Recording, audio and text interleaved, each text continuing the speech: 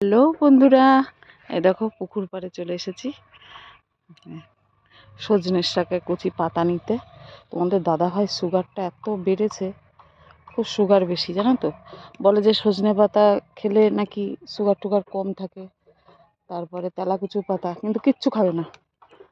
সজনে পাতার শাক যদি করে দিই বলবে রাখো রাখো রাখো, খাবো না।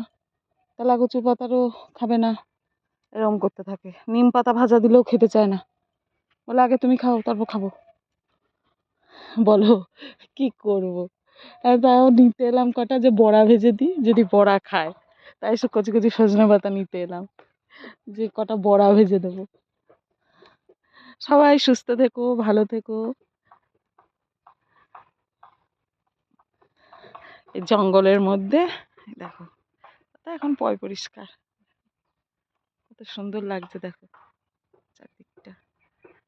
টাটা।